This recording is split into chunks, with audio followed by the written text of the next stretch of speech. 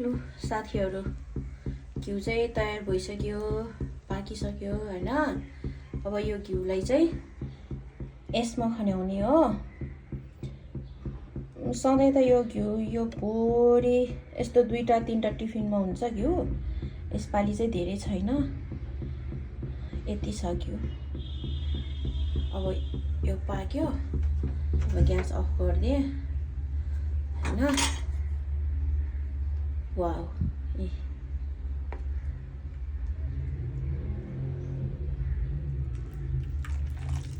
एक माना अलि छैन होला यसमा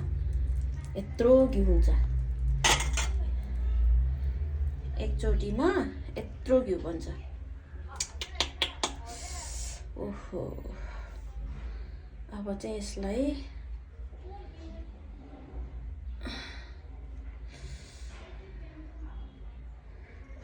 एकदम जोगाउनु पर्छ है फेरि यहाँनिर खन्याउने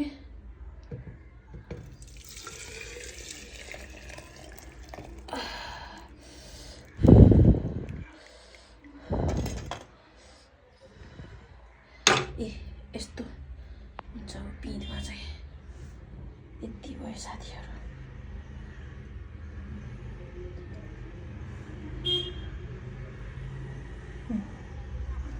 यत्रो टिफिन छ